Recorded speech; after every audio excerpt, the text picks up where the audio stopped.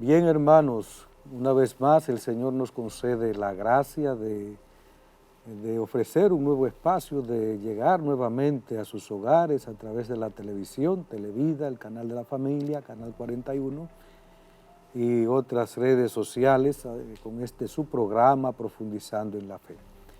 Invoquemos al Espíritu Santo que nos dé su gracia, su luz, que nos inunde con su fuerza, con su sabiduría. Ven Espíritu Santo, llena los corazones de tus fieles, enciende en ellos el fuego sagrado de tu amor. Envía tu Espíritu y todo será creado y renovarás la faz de la tierra. Oh Dios, que has iluminado los corazones de tus fieles con la luz del Espíritu Santo, haz que guiados por este mismo Espíritu, saboreemos la dulzura del bien y gocemos siempre de sus divinos consuelos. Por Jesucristo nuestro Señor. Amén. Bien, hermanos, pues vamos a meditar en el Evangelio de este día tomado de Juan 5, 1, 16. Se celebraba una fiesta de los judíos y Jesús subió a Jerusalén. Hay en Jerusalén, junto a la puerta de las ovejas, una piscina que se llama en hebreo Betesda. Esta tiene 5 portales. Allí estaban echados muchos enfermos, ciegos, cojos, paralíticos. Estaba también allí un hombre que llevaba 38 años enfermo. Jesús, al verlo echado y sabiendo que ya llevaba mucho tiempo, le dice: ¿quieres quedar sano? El enfermo le contestó: Señor, no tengo a nadie que me meta en la piscina cuando se remueve el agua. Para cuando llego yo, otro se me ha adelantado. Jesús le dice: levántate, toma tu camilla y echa a andar. Y al momento el hombre quedó sano, tomó su camilla y echó a andar. Aquel día era sábado y los discípulos dijeron al hombre que había quedado sano: hoy es sábado y no se puede llevar la camilla. Él les contestó: el que me ha curado es quien me ha dicho, toma tu camilla y echa a andar. Ellos le preguntaron: ¿quién es el que te ha dicho que tomes la camilla y eches a andar? Pero el que había quedado sano no sabía quién era, porque Jesús, a causa del gentío que había en aquel sitio, se había alejado. Más tarde lo encuentra Jesús en el templo y le dice: mira, has quedado sano, no peques más, no sea que te ocurra algo peor. Se marchó aquel hombre y dijo a los judíos que era Jesús quien le había sanado. Por eso los judíos perseguían a Jesús, porque hacía tales cosas en sábado. Palabra del Señor. Gloria a ti, Señor Jesús. Nos estamos acercando a la Pascua y en la Pascua vamos a renovar nuestro bautismo. Por eso ya el Evangelio nos va hablando de Jesucristo como el agua viva. Esta piscina, Betesda, situada en la puerta de las ovejas, tiene un gran significado. En la puerta de las ovejas. Ya ello va haciendo alusión al bautismo de muchas maneras. El bautismo es la puerta para entrar a la gracia, para entrar al reino, para formar parte del pueblo de Dios que es la iglesia. Y era ahí junto a esa puerta donde estaba esta piscina, la puerta de entrada de las ovejas. Y en este paralítico estamos todos simbolizados. 38 años llevaba este hombre paralizado allí. Tenía deseo de ser sanado, de ser curado, de entrar en esa piscina, pero no había tenido la oportunidad porque otro se le adelantaba, dice él. Llama la atención que Jesús lo que le dice: ¿quieres ser sanado? Y también llama la atención que él pone las excusas. Bueno, es que cuando yo quiero entrar hay otro que se me ha adelantado. Sin embargo, Jesús, podríamos decir, en medio de esa postración en la que él estaba, y hasta una situación como de resignación, porque como quien dice ya, las esperanzas se han ido, sin embargo Jesús obra en él este gran milagro, el milagro de la sanación, el milagro de la curación de esta enfermedad, Así también hay tantas personas que desean ser sanadas, que desean ser curadas y que cuentan también con que tú y yo, al estilo de Jesús, también hagamos lo propio para que se encuentren con el Señor, para que reciban la gracia, para que reciban el baño del bautismo, que le incorpora a la iglesia. Por otra parte está la persecución. Siempre anunciar el Evangelio de alguna u otra manera nos acarrea alguna persecución, alguna cruz tenemos que cargar, algún precio hay que pagar por el rescate de nuestros hermanos, algún precio, porque por eso nos hacemos una sola cosa con Cristo, y Jesucristo ha dicho, bienaventurados los perseguidos a causa de la justicia, a causa de la proclamación del Evangelio, de la proclamación de la buena noticia de la palabra. Bienaventurados. Jesús se corre este riesgo por nosotros. Pues ahora, justamente porque ha obrado ese milagro, ahora comienzan a perseguirle. ¿Qué cosa? Comienzan entonces ya a buscarlo con intenciones de matarlo, de prenderlo. También otra nota es que Jesús se encuentra con él en el templo. Ya el hombre está en el templo, está dentro. Otra simbología también aquí. Pero allí le dice, mira mi hijo, no peques más, no sea que te ocurra algo peor. Cuando el Señor nos da la oportunidad de levantarnos de nuestra postración, pues el pecado siempre estanca, siempre paraliza, siempre lleva como a perder la esperanza. Y el Señor nos dice, mira, te he dado una oportunidad, te he sanado, te he curado, te he perdonado, ahora ya no peques más, porque te puede ocurrir algo peor. La paga del pecado es siempre la muerte. Por eso, asume tu responsabilidad de hijo de Dios. Toma en serio la vida. Eso es lo que Jesús te está diciendo. Eso es lo que Jesús te está diciendo, lo que me está diciendo. Lo peor que le pueda pasar a una persona sea justamente, podríamos decir, la muerte eterna, que es lo que trae el pecado. Sufrimientos aquí en esta vida, eso pasa. Por eso dice Jesús, no teman a quien puede matar al cuerpo, teman a lo que les puede matar lo más profundo de su ser, que es su alma, al enemigo. Bien, pidamos al Señor que nos ayude a prepararnos bien para renovar este sacramento fundamental de la Iglesia, el sacramento del bautismo, que implica una conversión del corazón, implica un aceptar al Señor como mi Dios, como mi Salvador. Vamos a hacer una pausa, queridos hermanos, y continuamos dentro de un momento. Que el Señor les bendiga.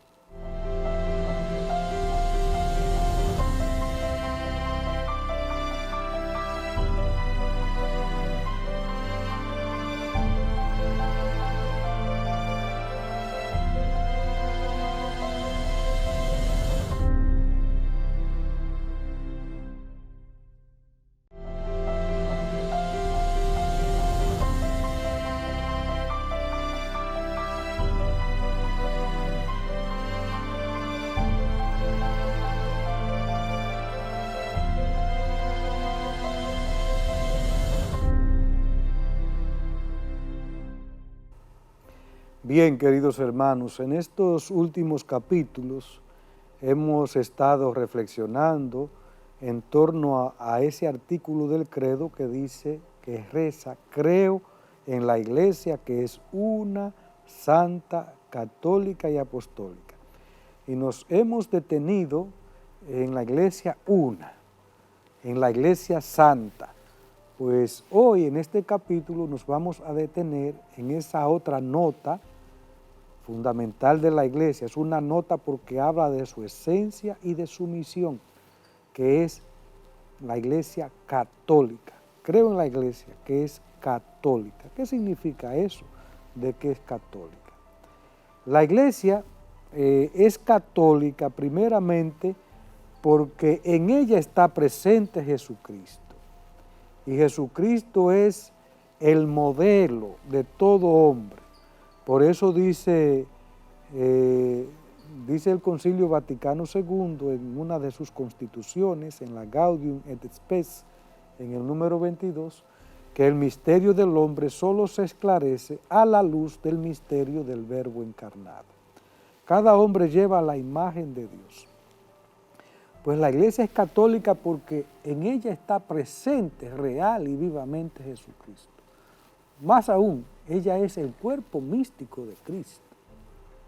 El cuerpo místico de Cristo. Primera razón por la que la Iglesia es católica. En ella está presente íntegramente Jesucristo. Pero también la Iglesia es católica porque ha sido enviada a todos los hombres de todos los tiempos y todas las culturas. Ha sido enviada por Jesucristo. El Evangelio puede calar en todas las culturas, en todas las lenguas, porque el lenguaje del amor, de la fe, de la esperanza es uno solo, y todos los hombres y todas las mujeres podemos entenderlo. Por eso la Iglesia está presente en diversidad de pueblos y culturas. Es un pueblo entre los pueblos. Estas son las dos razones fundamentales por las que la Iglesia es católica. Porque en ella está presente Jesucristo, el nuevo Adán, el modelo por quien han sido creadas todas las cosas, en quien se esclarece el misterio humano, y porque la Iglesia ha sido enviada por Él a todos los pueblos de todos los tiempos y culturas. Bien, cada una de las iglesias particulares es católica. Esta iglesia de Cristo está verdaderamente presente en todas las legítimas comunidades locales de fieles unidas a sus pastores. Estas en el Nuevo Testamento reciben el nombre de iglesias. En ellas se reúnen los fieles por el anuncio del Evangelio de Cristo y se celebra el misterio de la Cena del Señor. En estas comunidades, aunque muchas veces sean pequeñas y pobres o vivan dispersas, está presente Cristo, quien con su poder constituye a la Iglesia una, santa, católica y apostólica. En cada comunidad donde se vive la única fe, donde se celebran los sacramentos, en toda comunidad donde esté unida al obispo y mediante él al Santo Padre, al Papa, ahí está la Iglesia Católica, ahí está presente la Iglesia Católica. Por eso las iglesias particulares son plenamente católicas gracias a la unión con una de ellas, la Iglesia de Roma, que preside en la caridad, porque con esta iglesia, en razón de su origen más excelente, debe necesariamente acomodarse toda iglesia, es decir, todos los fieles de todas partes. En efecto, desde la venida a nosotros del Verbo encarnado, todas las iglesias cristianas de todas partes han tenido y tienen a la gran iglesia que está aquí en Roma como única base y fundamento, porque según las mismas promesas del Salvador, las puertas del infierno no han prevalecido jamás contra ella. La catolicidad también lleva a esta unión, a este vínculo con la Iglesia de Roma que nos preside en la fe. Nos preside en la fe porque allí está la cabeza visible de la Iglesia, que es el Santo Padre, el Papa. Y siempre la Iglesia de Roma, en todos los tiempos, ha tenido una preponderancia con respecto a las demás iglesias. No solamente porque allí murieron los dos símbolos de la iglesia, las dos principales columnas de la iglesia, Pedro, a quien el mismo Jesús nombró su cabeza y dijo, la fuerza del infierno no podrá contra ella, y Pablo, que es el emblema del carisma de la misión. Y cuando hay un error en la iglesia, porque se meten errores de muchos tipos, es a la iglesia de Roma donde se acude. Y es por eso también que la sucesión apostólica está sujeta al nombramiento de Roma. Roma es quien nombra a los obispos. El Santo Padre es quien nombra a los obispos, porque es la forma de garantizar esta catolicidad, de garantizar, podríamos decir, esta unidad, que es lo que en definitiva también hace grande nuestra iglesia, y ello por voluntad de Dios, porque nada en la vida ocurre, menos en su iglesia, sino es por la gracia y el don del Espíritu que la guía, que la conduce, que la fortaleza, que la ilumina, que está ahí también en las grandes decisiones que toma la iglesia. Ahora bien, ¿quiénes pertenecen? Las iglesias locales son justamente, ¿verdad?, las diócesis, las parroquias, donde quiera que hay una iglesia local unida por la misma fe, que celebra los mismos sacramentos, que tiene una misma moral, ahí está la iglesia católica, ahí está. Y unida, como decía, al Papa. Ahora bien, ¿quién pertenece a la iglesia católica? Nos dice el catecismo en el número 836, todos los hombres, por tanto, están invitados a esta unidad católica del pueblo de Dios. A esta unidad pertenecen de diversas maneras, o a ella están destinados los católicos, los demás cristianos e incluso todos los hombres en general llamados a la salvación por la gracia de Dios.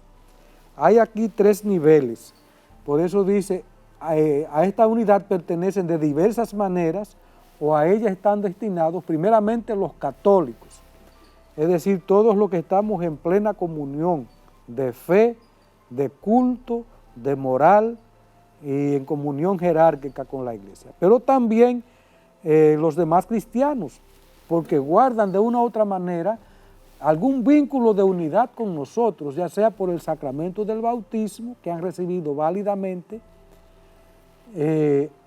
y también por la fe que profesan, aunque no estén en plena comunión con Roma, pero sí hay muchos elementos, podríamos decir, que comparten con nuestra fe católica, y de una u otra manera está ese vínculo que es lo fundamental, el vínculo del sacramento del bautismo, sacramento esencialísimo, y el vínculo de la profesión de fe, aunque esa fe no sea, podríamos decir, plena, ni la comunión con Roma también sea plena.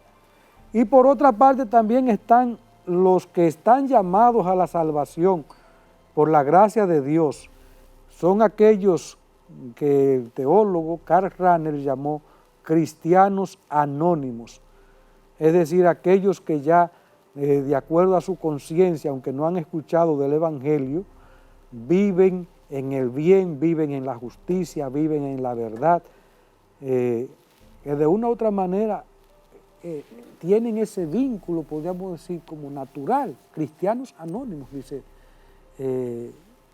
Karl Rahner, y que Dios también los llevará al cielo del modo solamente por él conocido. Bien, hermanos, vamos a hacer una nueva parada y continuamos dentro de un momento.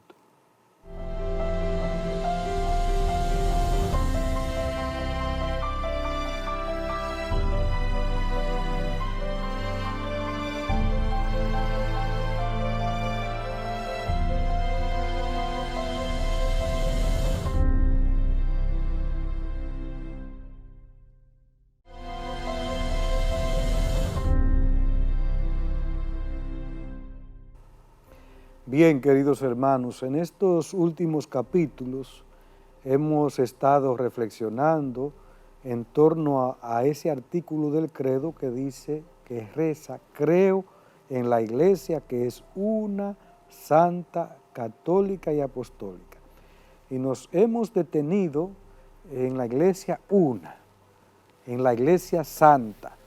Pues hoy en este capítulo nos vamos a detener en esa otra nota fundamental de la Iglesia. Es una nota porque habla de su esencia y de su misión, que es la Iglesia católica. Creo en la Iglesia que es católica. ¿Qué significa eso de que es católica?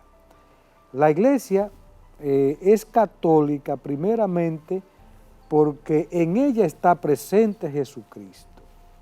Y Jesucristo es el modelo de todo hombre. Por eso dice el Concilio Vaticano II en una de sus constituciones, en la Gaudium et Spes, en el número 22, que el misterio del hombre solo se esclarece a la luz del misterio del Verbo encarnado. Cada hombre lleva la imagen de Dios. Pues la Iglesia es católica porque en ella está presente real y vivamente Jesucristo. Más aún, ella es el cuerpo místico de Cristo. El cuerpo místico de Cristo. Primera razón por la que la Iglesia es católica. En ella está presente íntegramente Jesucristo. Pero también la Iglesia es católica porque ha sido enviada a todos los hombres de todos los tiempos y todas las culturas. Ha sido enviada por Jesucristo. El Evangelio puede calar en todas las culturas, en todas las lenguas, porque el lenguaje del amor, de la fe, de la esperanza es uno solo, y todos los hombres y todas las mujeres podemos entenderlo. Por eso la Iglesia está presente en diversidad de pueblos y culturas. Es un pueblo entre los pueblos. Estas son las dos razones fundamentales por las que la Iglesia es católica, porque en ella está presente Jesucristo, el nuevo Adán, el modelo por quien han sido creadas todas las cosas, en quien se esclarece el misterio humano, y porque la Iglesia ha sido enviada por Él a todos los pueblos de todos los tiempos y culturas. Bien, cada una de las iglesias particulares es católica. Esta iglesia de Cristo está verdaderamente presente en todas las legítimas comunidades locales de fieles unidas a sus pastores. Estas en el Nuevo Testamento reciben el nombre de iglesias. En ellas se reúnen los fieles por el anuncio del Evangelio de Cristo y se celebra el misterio de la Cena del Señor. En estas comunidades, aunque muchas veces sean pequeñas y pobres o vivan dispersas, está presente Cristo, quien con su poder constituye a la Iglesia una, santa, católica y apostólica. En cada comunidad donde se vive la única fe, donde se celebran los sacramentos, en toda comunidad donde esté unida al obispo y mediante él al Santo Padre, al Papa, ahí está la Iglesia Católica, ahí está presente la Iglesia Católica. Por eso las iglesias particulares son plenamente católicas gracias a la unión con una de ellas, la Iglesia de Roma, que preside en la caridad, porque con esta iglesia, en razón de su origen más excelente, debe necesariamente acomodarse toda iglesia, es decir, todos los fieles de todas partes. En efecto, desde la venida a nosotros del Verbo encarnado, todas las iglesias cristianas de todas partes han tenido y tienen a la gran iglesia que está aquí en Roma como única base y fundamento, porque según las mismas promesas del Salvador, las puertas del infierno no han prevalecido jamás contra ella. La catolicidad también lleva a esta unión, a este vínculo con la Iglesia de Roma que nos preside en la fe.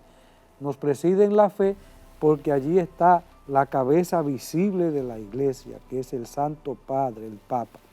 Y siempre la Iglesia de Roma, en todos los tiempos, ha tenido una preponderancia con respecto a las demás iglesias. No solamente porque allí murieron los dos símbolos de la iglesia, las dos principales columnas de la iglesia, Pedro, a quien el mismo Jesús nombró su cabeza y dijo, la fuerza del infierno no podrá contra ella, y Pablo, que es el emblema del carisma de la misión. Y cuando hay un error en la iglesia, porque se meten errores de muchos tipos, es a la Iglesia de Roma donde se acude. Y es por eso también que la sucesión apostólica está sujeta al nombramiento de Roma. Roma es quien nombra a los obispos.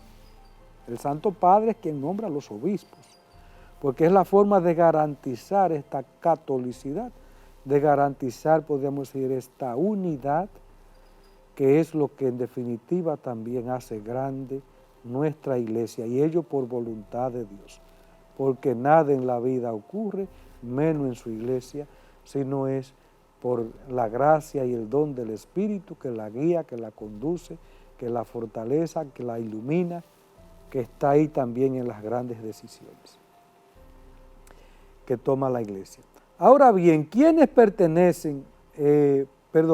Las iglesias locales son justamente, ¿verdad?, las diócesis, las parroquias, donde quiera que hay una iglesia local unida por la misma fe, que celebra los mismos sacramentos, que tiene una misma moral, ahí está la Iglesia Católica, ahí está.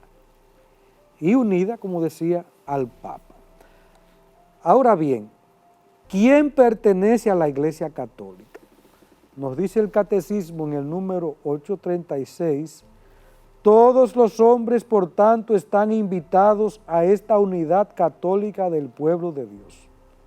A esta unidad pertenecen de diversas maneras o a ella están destinados los católicos, los demás cristianos e incluso todos los hombres en general llamados a la salvación por la gracia de Dios. Hay aquí tres niveles, por eso dice, a esta unidad pertenecen de diversas maneras o a ella están destinados primeramente los católicos, es decir, todos los que estamos en plena comunión de fe, de culto, de moral y en comunión jerárquica con la iglesia, pero también los demás cristianos, porque guardan de una u otra manera algún vínculo de unidad con nosotros, ya sea por el sacramento del bautismo que han recibido válidamente, y también por la fe que profesan, aunque no estén en plena comunión con Roma, pero sí hay muchos elementos, podríamos decir, que comparten con nuestra fe católica, y de una u otra manera está ese vínculo que es lo fundamental, el vínculo del sacramento del bautismo, sacramento esencialísimo, y el vínculo de la profesión de fe, aunque esa fe no sea, podríamos decir, plena, ni la comunión con Roma también sea plena. Y por otra parte también están los que están llamados a la salvación por la gracia de Dios. Son aquellos que el teólogo Karl Rahner llamó cristianos anónimos, es decir, aquellos que ya de acuerdo a su conciencia, aunque no han escuchado del Evangelio, viven en el bien, viven en la justicia, viven en la verdad, que de una u otra manera tienen ese vínculo, podríamos decir, como natural, cristianos anónimos, dice Karl Rahner, y que Dios también los llevará al cielo del modo solamente por él conocido. Bien, hermanos, vamos a hacer una nueva parada y continuamos dentro de un momento.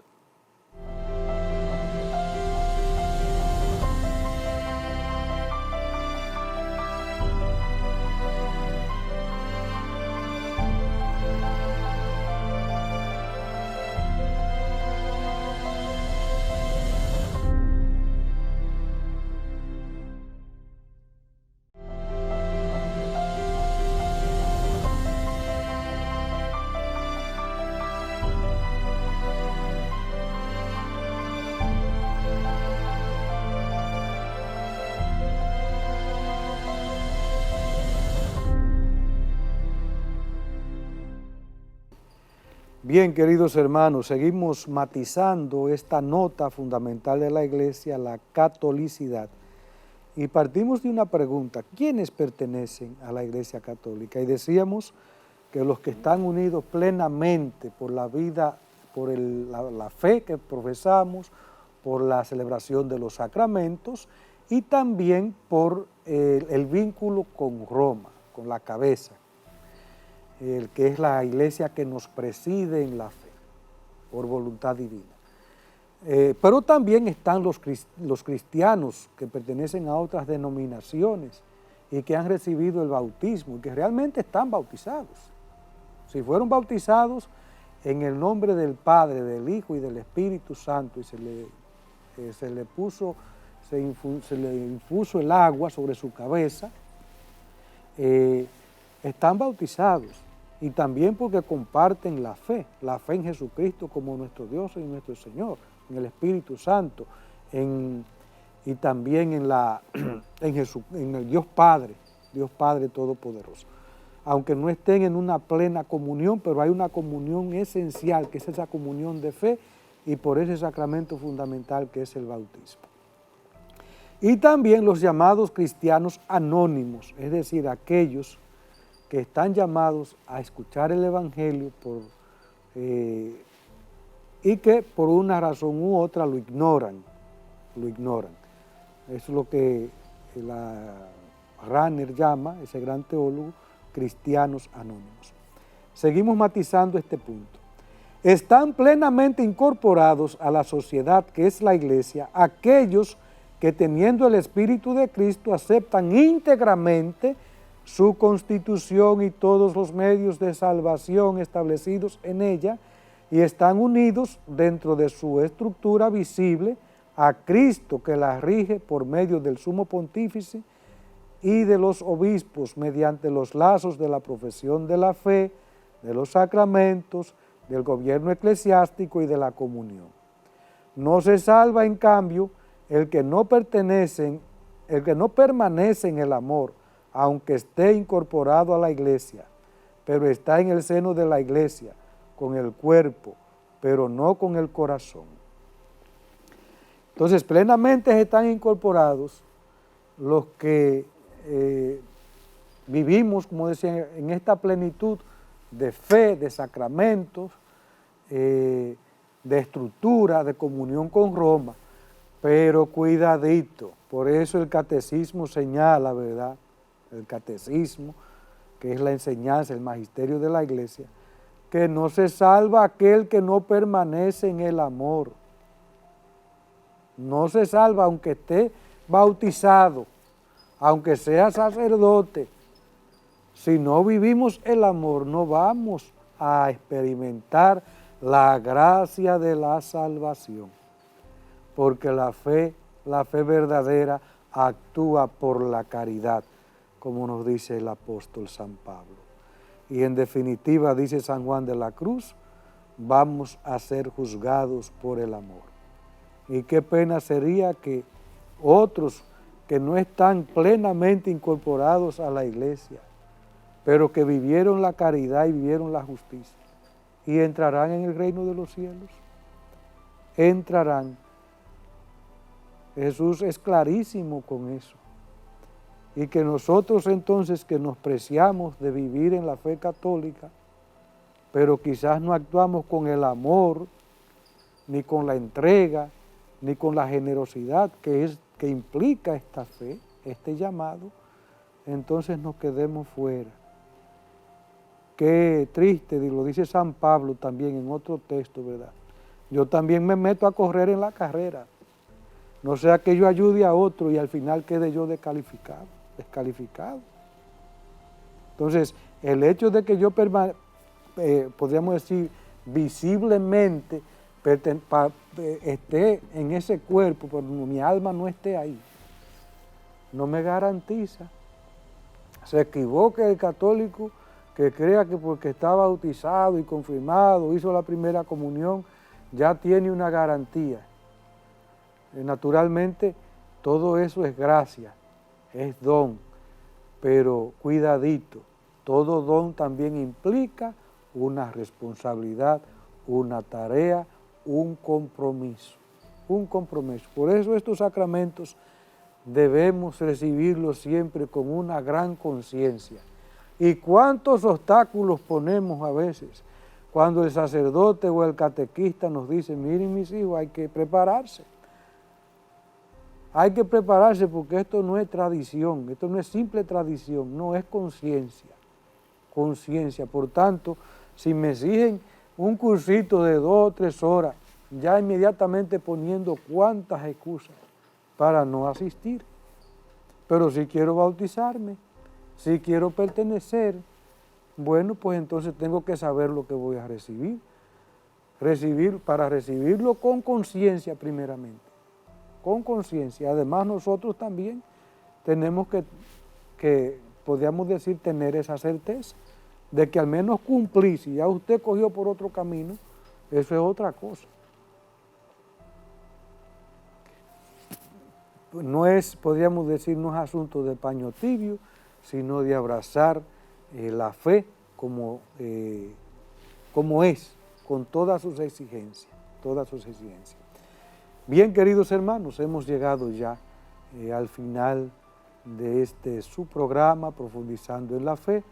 Hemos ido considerando esta nota, la Iglesia Católica, no simplemente católica porque está en el mundo entero, que significa universal, no es católica porque en ella está Jesucristo, porque ha sido enviada a todos los pueblos de todos los tiempos, de toda la cultura, y porque donde quiera que se viva la misma fe, los mismos sacramentos, estemos vinculados con Roma, estamos en plenitud de esta comunión, pero también pertenecen a ella aquellos que no están en esa plenitud de comunión, pero sí guardan algunos elementos esenciales con nosotros, como son el bautismo, aunque no haya sido un sacerdote que lo haya bautizado, pero lo bautizó en el nombre del Padre, del Hijo y del Espíritu Santo. Y vive el Evangelio. También ahí hay una comunión esencial. Hay un grado, podríamos decir, de participación y de pertenencia a la única iglesia de Jesucristo. Bien, que el Señor, el Dios Todopoderoso, les bendiga, Padre, Hijo y Espíritu Santo. Amén.